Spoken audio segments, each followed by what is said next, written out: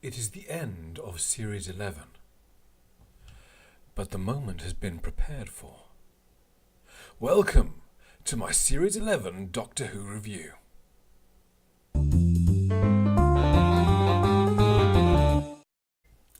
Series 11 represented one of the biggest changes to Doctor Who since it came back in 2005. A new showrunner, a new Doctor, a new companions, a new time slot. Everything about the show has changed, but there are still some fundamentals which will remain the same. In my review today, I'm going to be talking about things which really worked for me, the things didn't quite land, and my general sense of the show and how it has changed, my dear. And it seems not a moment too soon. I can't really talk about Series 11 without talking about some of the technical stuff behind the scenes which has changed. And just a word really about the look of the show, which has, for the most part, changed beyond recognition. The new film stock, the new aspect ratio, the directorial style which has been spun onto the show, all of this has been magnificent. Even some of the episodes which didn't really work for me looked magnificent.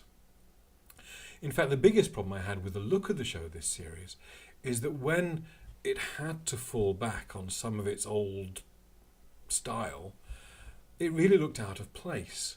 I think quite a lot of the episode Kablam just looks a bit stagey now. When you compare it against the grand vistas that we saw in the Ghost Monument, or the authentic feeling detailing of all of the stuff that we saw in Rosa, the sort of cartoon interpretation of what future Amazon might look like in Kablam, it's a completely valid way to go, but it really stood out compared to the rest of the series. In terms of music, I've liked Series 11's music. I honestly, between you and me, I miss some of the bombast of Murray Gold.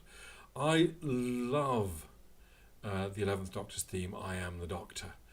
Just, it's such a put me shoes on and get out of the house kind of music. I love it. And I don't think I've really connected with anything from the score of this season at all. I don't think there's anything which has really stood out to me. I think the only thing which has really stood out, actually, in terms of music this season, was the pop song played at the end of Rosa, which I felt was a little bit out of place. But I like the theme tune. The theme song for this season, kind of grimy, grungy, back to the 60s kind of vibe to it. I really like it. Now that we've had a talk about the technical stuff, it's time to move on to the kind of fundamental nuts and bolts of these stories. Although I don't think I'm going to do an episode by episode review, partly because obviously we've had a season's worth of videos for that already, but mostly because I think I'm going to do a ranking of my favourite episodes for Doctor 13 so far, but I'm going to wait until after the New Year's Day episode for that. Instead, for the rest of this video, I'm going to talk about the companions, the Doctor, and the scripts in that order. Let's start with the companions. When I did my review of The Woman Who Fell to Earth, I said that I liked having a bigger TARDIS team as long as they could avoid the trap of poor old Nyssa from Doctor Five's era, who was always on the short end of every episode, always being trapped in the TARDIS, knocked unconscious for episodes after episodes, or, just captured and forgotten about. Sadly, I have to say that Chris Chibnall and co have fallen smack dab into the middle of that same pitfall. And poor old Yaz. I quite like Mandip Gill and her portrayal of Yaz, but the stories really haven't done her any favours. She has mostly been there as someone for the Doctor to bounce ideas off, or in some cases to be the person who talks to the guest character of the week. And I guess while that is fundamental to the role of the companion, when you compare it to what we got for Ryan and particularly Graham, Yaz really did get the short end of the stick here. I don't really still have any kind of sense of who she is more than I got in The Woman Who Fell to Earth. In fact, I actually think the best episode for Yaz probably was The Woman Who Fell to Earth, and that includes the episodes that were about Yaz's family. The idea of Yaz being a police officer and looking at how that might affect her role as a companion, I thought was really potentially very interesting. But we only got a couple of glimpses for the rest of the season, and Yaz just fell into generic companion, there to ask questions and nothing much else.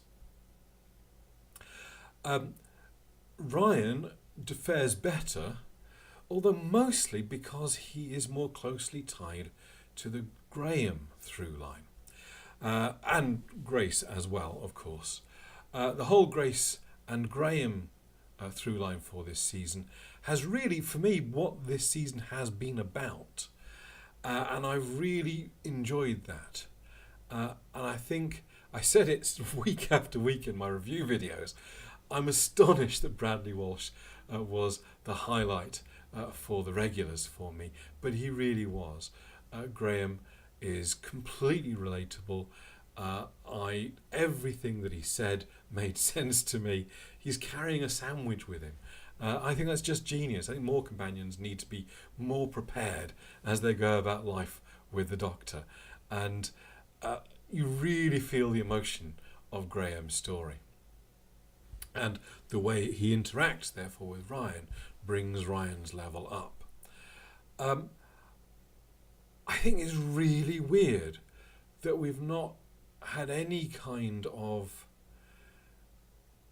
resolution's the wrong word. Of course, that might come with a New Year's Day episode of this dangling thread of Ryan's dad. The fact that he has just cut Ryan out of his life, I mean, that is a prime mover of Ryan and his attitude, and that's great. But I really expected to see him by now. And perhaps that's just me falling back on TV tropes, but it's a bit like Chekhov's missing father. You put Chekhov's missing father on the mantelpiece, you expect him to be used by the end of the series. It's a bit like the granddad and the fist bump moments. They were telegraphed from the moment they were said this isn't going to happen. We knew by the end of the series they would. And they did, and were generally satisfying as a result. But the whole kind of sub-thread of Ryan's character of not having his dad around,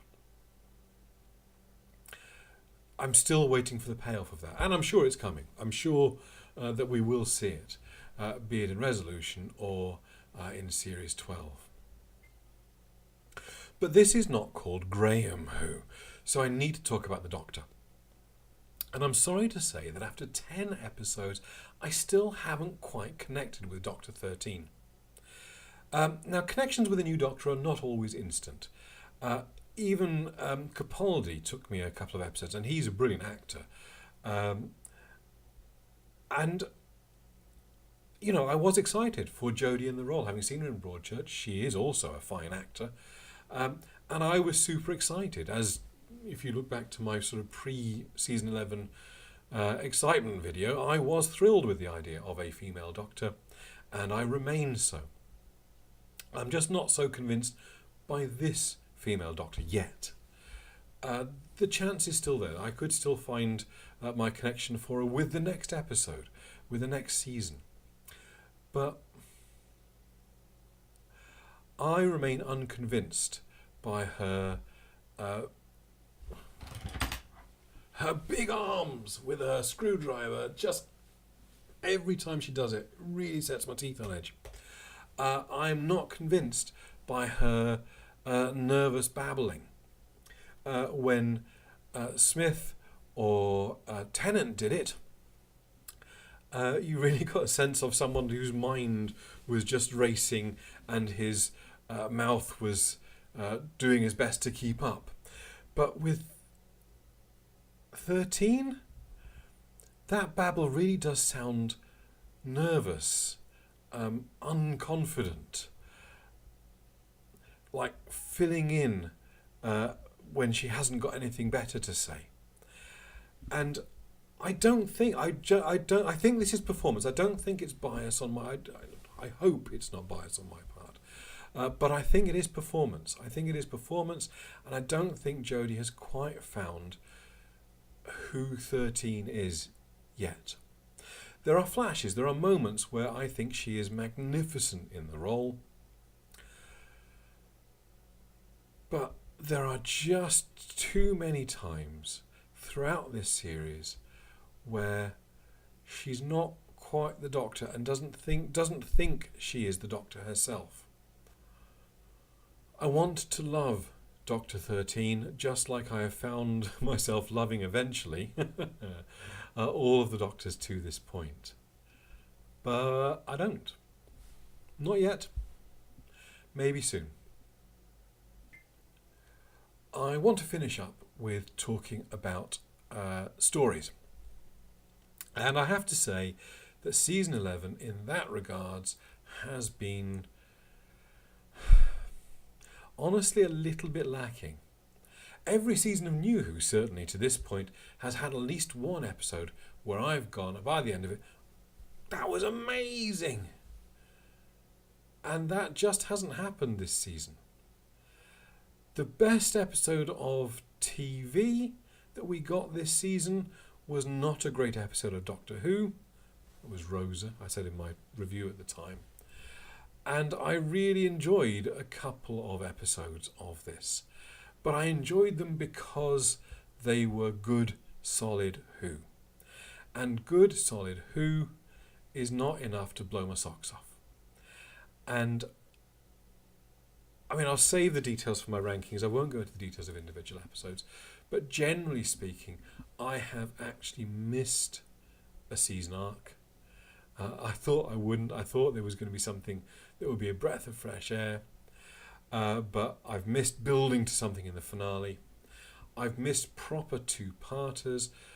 For me, Doctor Who is defined by its cliffhangers. And the closest we got to that this season was them appearing from the transmat in outer space.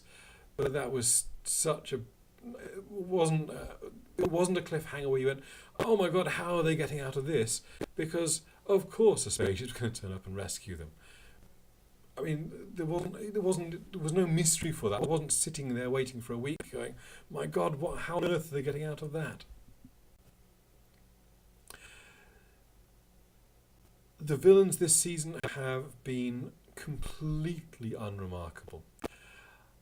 I thought there isn't one iconic villain. My wife phoning.